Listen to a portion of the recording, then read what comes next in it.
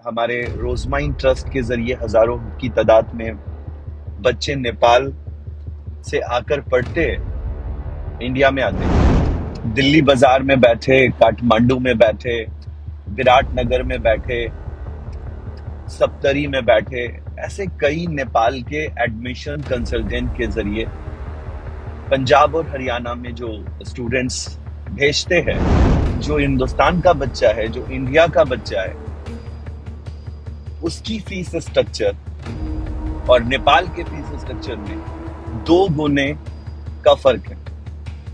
आज इसी विषय पे हमारा ये वीडियो लाइव होना हुआ है। टीयू की इक्वलेंसी की आवश्यकता उन प्राइवेट डीम्ड यूनिवर्सिटीज को है जो अभी पैदा हुई है। और शिक्षा मंत्री रहे देश के, भारत के, उन्होंने 44 डीम्ड यूनिवर्सिटीज को रद्द कर दिया रातों रात। तो टीयू की इक्वलेंसी की आवश्यकता उन इंस्टीट्यूशंस को है जिनका भविष्य खतरे में, जिनकी डिग्रियां आप आसानी से घर बैठे प्राप्त कर सकते हैं। कि आपकी फीस अलग है, हिंदुस्तान के बच्चों की फीस अलग है, नेपाल के बच्चों की फीस अलग है और हिंदुस्तान के बच्चों की फीस अलग है। ऐसा बिल्कुल नहीं।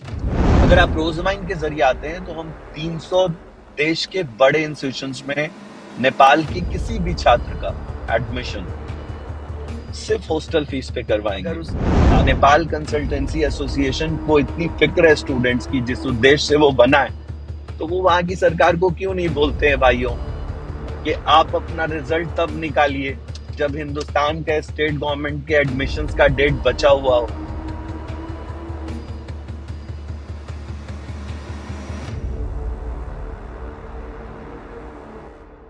Hello everyone, good evening to all of you. आज मैं लाइव आया हूं खासकर हमारे नेपाल स्टूडेंट्स के लिए। लगातार मुझे मेरे हेल्पलाइन नंबर पे नेपाल के स्टूडेंट्स का फोन आ रहा है। मेरी विजिट में कई नेपाल के स्टूडेंट्स जो हमारे जरिए पढ़ाई कर रहे हैं पंजाब में, उनकी अपील पे आज मैं लाइव हुआ हूँ। कई बार वीडियोस में बहुत सारी बातें हम लोग जब बता रहे होते हैं तो बहुत कनेक्ट नहीं हो पाता हमारा नेपाल। तो आज का ये जो वीडियो है नेपाल के सभी देशवासियों के लिए है।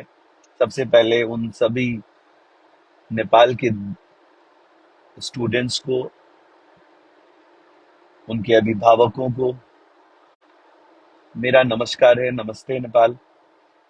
एक बहुत इंपॉर्टेंट चीज के लिए मैं आज लाइव आया हूं नेपाल के लिए।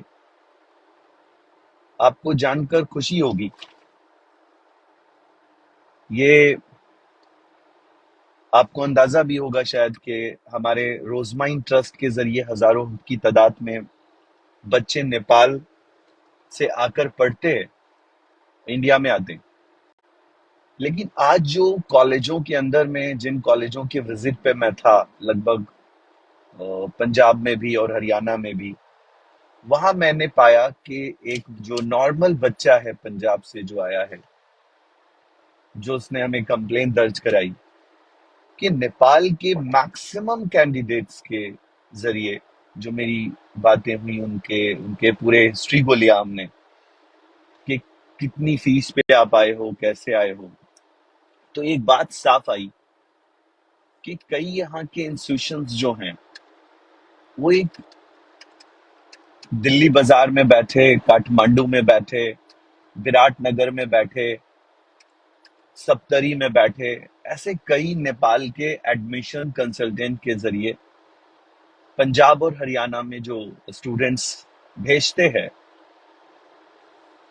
उसमें कुछ गलत नहीं है कि वो यहाँ पर उनको भेजते हैं। उसमें गलत ये है कि हिंदुस्तान में जो हिंदुस्तान का बच्चा है, जो इंडिया का बच्चा है, उसकी फीस स्ट्रक्चर और नेपाल के फीस स्ट्रक्चर में 2 गुने का फर्क है।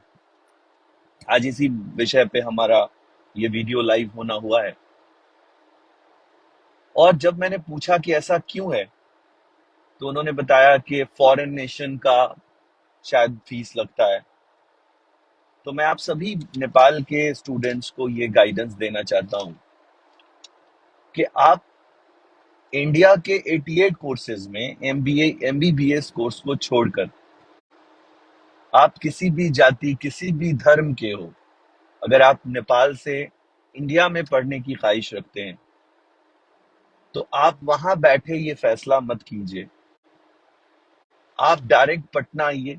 पटना नेपाल से बहुत नजदीक है, और मैं आपको जो इंडिया में जिस कॉस्ट पे पढ़ाऊंगा, हिंदुस्तान की 3 तरह की एजुकेशन सिस्टम है, उन 3 तरह के एजुकेशन सिस्टम में जो टीयू की इक्वलेंसी का सब्जेक्ट है दोस्तों, जो टीयू की इक्वलेंसी की आप बात सोचते हैं कि आपका इंस्टीट्यूशन टीयू से इक्वलेंट है कि नहीं, आप सोचते हैं कि ये एक्स वाई जेड जो इंस्टीट्यूशंस में रोजमाइन बच्चों को पढ़ाएगा वो टीयू से इक्वलेंट होगा कि नहीं। नेपाल के मेरे दोस्तों, मेरे भाइयों, मेरे छात्रों, टीयू की इक्वलेंसी की आवश्यकता उन प्राइवेट डीम्ड यूनिवर्सिटीज को है जो अभी पैदा हुई हैं। पंजाब टेक्निकल यूनिवर्सिटी, हरियाणा की MDU, Kurukshetra technical university, Uttar Pradesh की यूपीटीयू, कर्नाटका की वीटीयू, तमिलनाडु की अन्ना यूनिवर्सिटी, राजस्थान की आरटीयू जैसी महान यूनिवर्सिटीज को, भारत के महान जिनके मैंने नाम लिए, इन यूनिवर्सिटीज को टीयू की इक्वलेंसी की जरूरत नहीं है। ये ऑलरेडी इनकी एफिलिएशंस ना कि सिर्फ एशिया महादेश में बल्कि यूरोप की कंट्रीज में भी इनकी डिग्रियों से आप दुनिया के कोई भी पोस्ट पे पहुंच सकते हैं। इनकी इक्वलेंसी इसलिए बहुत बहुत स्ट्रॉन्ग एफिलिएशंस और इनकी डिग्रियों को माना जाता है क्योंकि ये हिंदुस्तान की स्टेट गवर्नमेंट और सेंट्रल गवर्नमेंट यूनिवर्सिटीज के अंतर्गत कई प्रोग्राम्स चला रहे हैं। लेकिन जब आप बात करते हैं प्राइवेट डीम्ड यूनिवर्सिटीज की, अगर हम बात करें एसआरएम की, सत्यभामा की, वेल्स की, वेलटेक की, भारत की, एमजीआर की, लवली प्रोफेशनल यूनिवर्सिटीज की, और अनगिनत जो प्राइवेट डीम्ड यूनिवर्सिटीज अभी पैदा हुई हैं जिनका मैंने नाम लिया वो तो बहुत पुरानी पुरानी है, इनको टीयू की वेबसाइट से कभी जोड़ा जाता है, कभी हटाया जाता है। अनगिनत टाइम यहाँ पे इंडिया में भी ऐसा ही होता है। मैं आपको इंडिया एजुकेशन सिस्टम के बारे में एक छोटी सी कहानी सुना देता हूँ, बहुत इंपॉर्टेंट है ये स्टोरी। आपको समझ गए अगर आप, तो हिंदुस्तान की प्राइवेट यूनिवर्सिटी ग्रांट कमीशन के सिस्टम पे से आपका थोड़ा सा विश्वास हिल जाएगा। 2010 में एक एजुकेशन मिनिस्टर थे कपिल सिब्बल साहब, बहुत ही डायनामिक इंसान। उन्होंने अपने जीवन में उतने इंस्टीट्यूशंस खोले जितना 60 सालों में भारत का कोई भी मंत्री एजुकेशन के किसी भी पद पर रहकर इतने इंस्टीट्यूशंस नहीं खोल पाया। दोस्तों, 2010 में कपिल सिब्बल साहब, जो एक सुप्रीम कोर्ट के जाने माने अधिवक्ता भी हैं, एडवोकेट भी हैं और शिक्षा मंत्री रहे देश के, भारत के, उन्होंने 44 डीम्ड यूनिवर्सिटीज को रद्द कर दिया रातों रात। फिर क्या हुआ? फिर उसके बाद स्टूडेंट सड़कों पे आए, हंगामा किया, तोड़ फोड़ मचा, और फिर इंस्टीट्यूशंस धीरे धीरे पैनल में आए, उन्होंने कोर्ट में अप्लाई किया। लेकिन आज भी जब आप ऐसे किसी इंस्टीट्यूशंस में पढ़ रहे होते हैं, प्राइवेट डीम्ड यूनिवर्सिटी में पढ़ रहे होते हैं, तो बताए उनका कल का पता नहीं होता, उनके कल के भविष्य का पता नहीं होता। तो टीयू की इक्वलेंसी की आवश्यकता उन इंस्टीट्यूशंस को है जिनका भविष्य खतरे में, जिनकी डिग्रियां आप आसानी से घर बैठे प्राप्त कर सकते हैं। लेकिन स्टेट गवर्नमेंट यूनिवर्सिटी और सेंट्रल गवर्नमेंट यूनिवर्सिटीज के लिए हमारी संस्था काम करती है।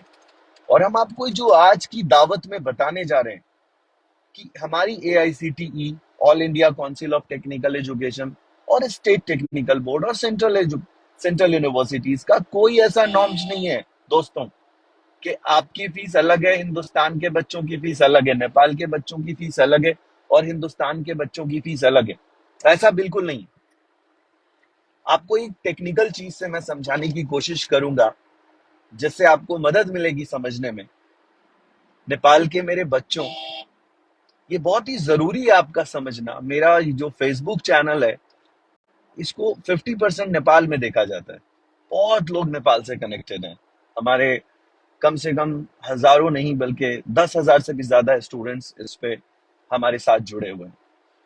मैं आप सबको बताना चाहता हूं कि जो हमने आपको एक बहुत इंपॉर्टेंट टेक्निकल चीज समझानी है वो ये है कि अगर कोई नेपाल का बॉर्डर हमारे भारत के बॉर्डर से कहीं पे टच होता है, सिर्फ अब हमारे भारत का नियम ही ऐसा है, हम क्या करें।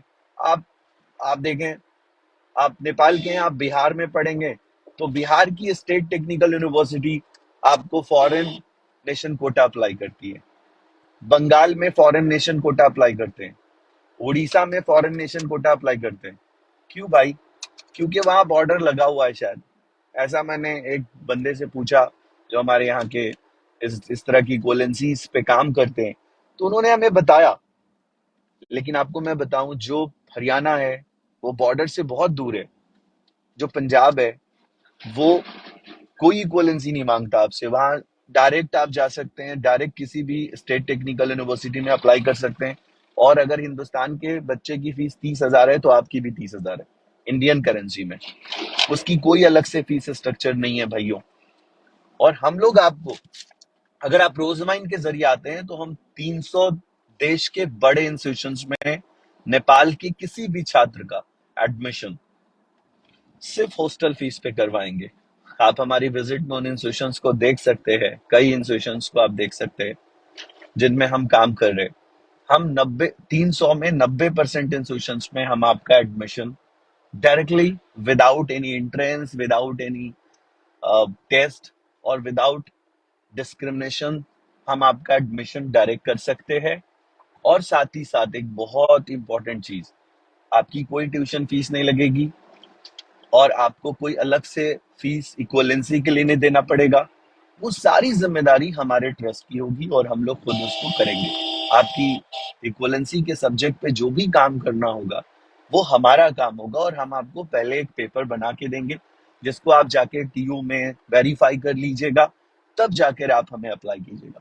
एक और बात बच्चों, नेपाल प्राइवेट डीम्ड यूनिवर्सिटीज के हाथों इस तरह बिल्कुल बिका सा लगता है उसका एजुकेशन सिस्टम। हमारे भारत के एजुकेशन सिस्टम ने कैसे उस पर कब्जा किया है वो आप ऐसे देख सकते हैं कि जब हिंदुस्तान की सेंट्रल यूनिवर्सिटी का एडमिशन सेल बंद हो जाता है, जब हिंदुस्तान के राज्य सरकार का एडमिशन सेल बंद हो जाता है, तब जाकर नेपाल के +2 का रिजल्ट आता है, ताकि नेपाल के मैक्सिमम बच्चों को प्राइवेट और डीम्ड यूनिवर्सिटीज में एडमिशन देकर दलालों का दिल्ली बाजार में बैठे हमारे लोगों का पेट भरा जा सके। वहां की कंसल्टेंसी एसोसिएशन यही काम करती है। अगर उस नेपाल कंसल्टेंसी एसोसिएशन को इतनी फिक्र है स्टूडेंट्स की, जिस उद्देश्य से वो बना है, तो वो वहां की सरकार को क्यों नहीं बोलते हैं भाइयों कि आप अपना रिजल्ट तब निकालिए जब हिंदुस्तान के स्टेट गवर्नमेंट के एडमिशंस का डेट बचा हुआ हो, जब सेंट्रल यूनिवर्सिटीज के एडमिशन का डेट बचा हुआ हो। तो आज का विषय ये भी है कि रजिस्ट्रेशन आप पहले करा लीजिए, रिजल्ट आते आते बहुत देर हो जाता है। काउंसलिंग में रजिस्टर्ड रहेंगे यदि आप, आपका नाम पोर्टल पे अपलोड रहेगा स्टेट गवर्नमेंट में, तो शायद आपका ईयर बच जाएगा। मैं ये बात उन छात्रों को कर रहा हूं जो 2023 में +2 का एग्जाम देंगे। अभी तो एग्जाम हुआ भी नहीं और भारत में +2 के एग्जाम्स हो गए। तो ये मेरा मैसेज है कि जिन छात्रों ने +2 कर लिया है और 1 साल का ईयर गैप है, वो विदाउट डिले वो अपना रजिस्ट्रेशन रोजमाइन के पोर्टल पे करवा लें, और बहुत जल्द से जल्द उनकी काउंसलिंग अलग से, नेपाल की काउंसलिंग का एक डे हम लोग आपको इशू कर देंगे, और आप जाके उसमें आकर के आप हिंदुस्तान के किसी भी राज्य में किसी भी कोर्स में अपने मर्जी से आप एडमिशन करके पढ़ाई कर सकते हैं। आज का ये वीडियो नेपाल को डेडिकेटेड है। Thank you so much, thank you all.